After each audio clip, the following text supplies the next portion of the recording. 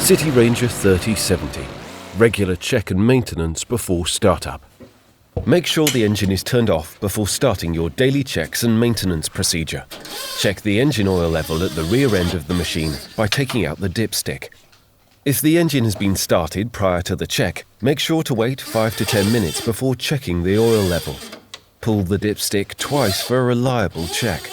The oil level must be between max and min on the dipstick.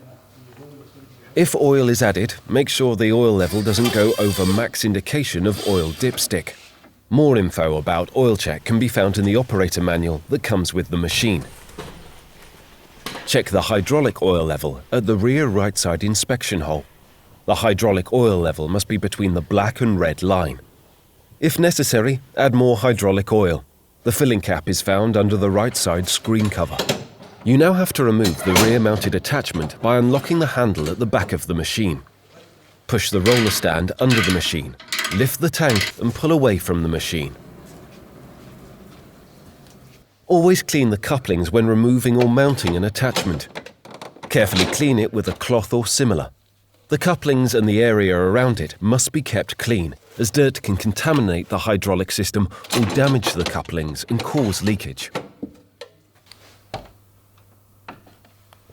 Check the coolant level, and if necessary, top up with 50-50 mixed coolant and water until the maximum level is reached.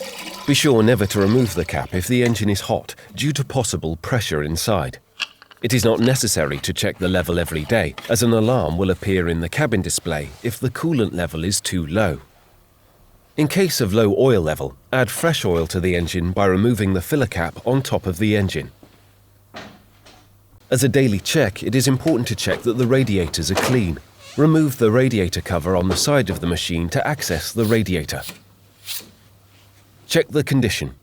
If clogged, clean the fins with compressed air or a brush. Never use water to clean the radiator, as dust and dirt may stick to water left in the radiator and clog up. To remove the left side rear, cover the main power switch key, and the fuel cap must be removed. Unscrew the 4 Allen bolts that hold the side cover before removing them from the machine. The hydraulic oil filling and engine air filter can be accessed from the rear right side when the side cover is removed. To access the engine air filter and to clean it, the bolts that hold the filter house must be unscrewed. If hydraulic oil level is low, add fresh hydraulic oil to the machine. Only use new and correct hydraulic oil.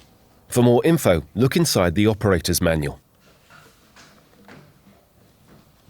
Check the oil level by the inspection glass, but wait 1 to 2 minutes to be sure the oil has reached the inspection glass. The battery is placed at the rear left side. Check the fluid level and that the battery poles are clean and screwed tight to the poles. Lubricate the lubricating nipples with 1 or 2 shots of good quality grease every 15 hours or so.